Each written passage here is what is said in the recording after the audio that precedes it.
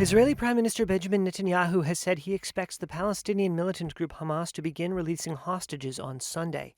Netanyahu's office issued the statement on Friday before Israel's cabinet approved a ceasefire and hostage release deal with Hamas. The Gaza Ceasefire deal is aimed at releasing Israeli captives and ending 15 months of war that devastated the Palestinian enclave. The war was triggered by the October 7, 2023 Hamas attack on Israeli communities that killed 1,200 and saw more than 250 hostages taken back to Gaza, according to Israeli tallies. Israel's military retaliation reduced much of Gaza to rubble. Palestinian officials say the operation killed over 46,000 people and displaced most of the tiny enclave's pre-war population of 2.3 million.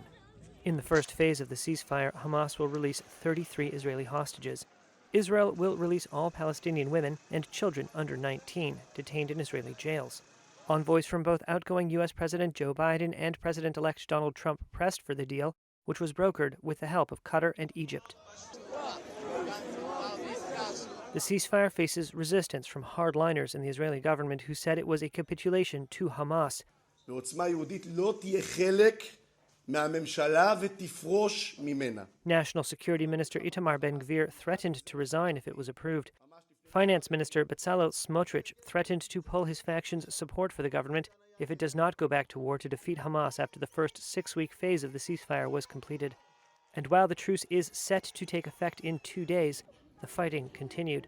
In Gaza itself, Israeli warplanes kept up intense strikes, and the Civil Emergency Service said on Friday that at least 101 people, including 58 women and children, had been killed since the deal was announced on Wednesday. Some Palestinians in Gaza struggled on Thursday to celebrate a ceasefire deal being struck as they mourned loved ones killed in Israeli strikes within hours of its announcement. But following its announcement on Wednesday, Israel intensified strikes on Gaza, residents and authorities said, killing dozens overnight. A senior Hamas official said on Thursday the group is committed to the ceasefire accord. Hardliners in Netanyahu's right-wing government were still hoping to stop the deal, with some ministers threatening to quit their posts, though most ministers were expected to back it. In Gaza, meanwhile, residents are holding their breath for a change in their circumstances. This woman said her feelings about the truce were indescribable. Thank God it was struck after all the suffering we've been through, she said. The suffering, honestly, is indescribable. Displacement, hunger, extermination.